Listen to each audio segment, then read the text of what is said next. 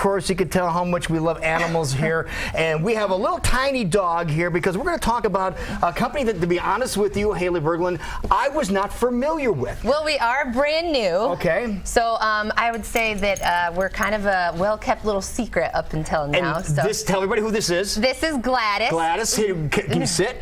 Yep. Does Gladys know how to sit? Can Yep. you sit? Here, Gladys, sit. Can you sit? There she goes. It's slow Close but enough. sure. Close enough. Okay. But this is not a small dog. No, she's not a small dog. She's an 11-month-old Irish Wolfhound.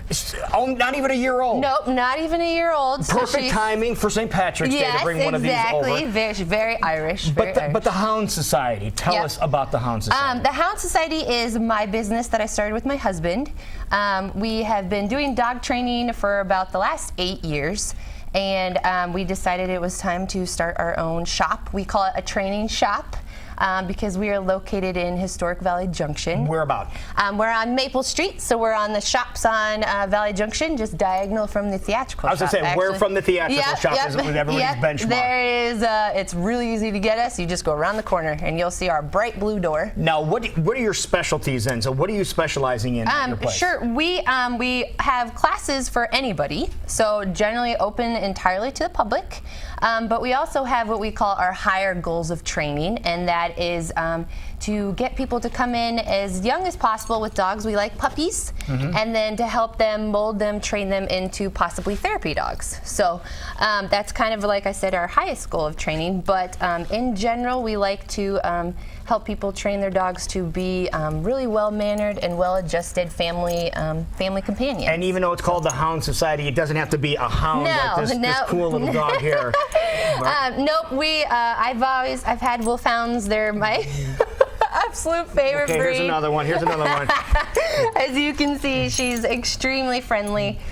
She loves her job as a therapy dog, and so they tend to be a breed that my husband and I just have. But how did you get into this? Because you started off not on this path. No, I didn't. I actually started and wanted to work in the vet world, and started as a vet assistant. Went to Hawkeye Community College to do that, and while I was there, we grew up around dogs, and my mom trained dogs, and so that was kind of my background. Right. And as I was getting more involved in the vet world, I was realizing that there really needed to be some additional, I guess, help for dogs coming into the veterinary office. And so I offered kind of my services as a dog trainer, and then that just kind of rolled into doing this. I'm glad you mentioned that. What seems to be the biggest problem when people bring their pets into the veterinary clinic? Is if you do have a pet, obviously, they're going to be going to the vet a couple times a year, more than likely. Right. What is the biggest problem that you saw in that you said, okay, we can address this? Yeah, definitely. They were always very fearful. Very shy. The whole event was always very stressful. And so I wanted to work with dogs to kind of help them adjust a little bit. The other thing that we found a lot of times, or I did personally, was puppies. Tons and tons of puppies, but owners didn't know what to do with their puppies. They weren't sure where to go for classes, what training needed to be done. She likes high fives.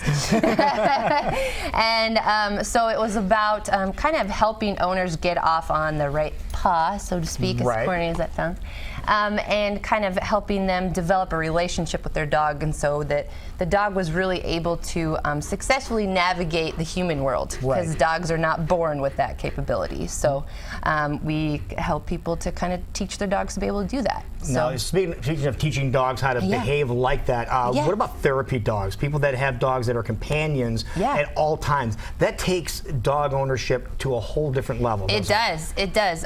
Therapy dogs are a lot of work. They're very different than service dogs, so they are owned by an individual and trained differently. It takes a long time. The last few that I've had has been lucky that we've had them at a young enough age that I've been able to kind of mold them and shape it with them. But it definitely is we look for a dog that has a personality of a therapy dog.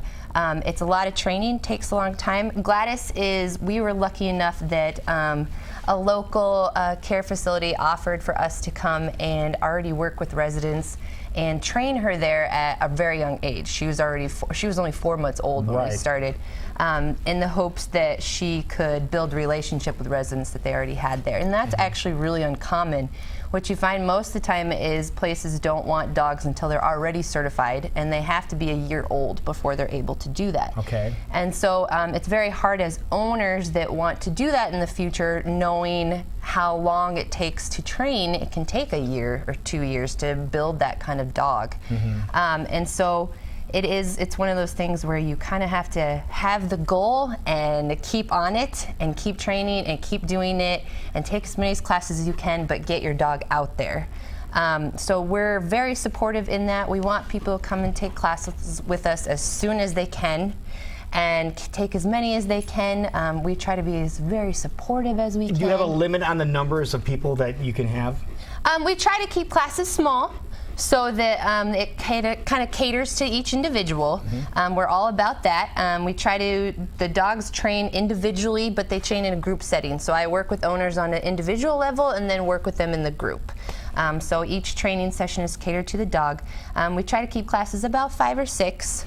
No more than that, but we have classes going all the time, pretty much 4 days a week. Right. So there's always something. And then we go out into the public a lot. We try to create what we call Canine Good Citizens, which is a program through the AKC. And in order to do that, you got to get the dogs out there in the community, showing what they're good at. Now, is Gladys going to be making any appearances on St. Patrick's Day?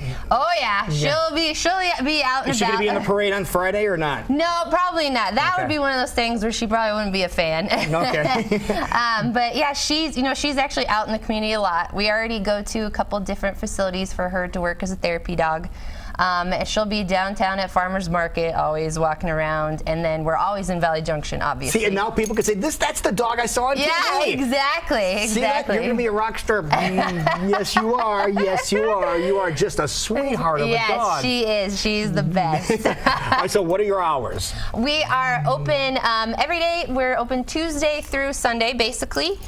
Classes are mostly during the evening, but we also have daytime classes. And then we have retail hours Tuesday through Friday, 10 to 3. And your website? Our website is www.houndsocietytraining.com. And we also have a Facebook page where we love for people to come and find us that way. And yeah, check us out. We love to have dogs, so more and more is better. I think I just found a new friend. Yeah, Gladys, exactly. You are a sweetheart. You really are. So, folks, again, if you're looking to try to get your dog to behave in a very positive way, this would be the place to go. Yes, definitely. Wonderful. We're all about positive. It is such a pleasure to meet you, and good luck in your new venture. That is awesome. Thank you. Great job, sweetheart. Okay, we'll see you later. Bye. We'll be right back.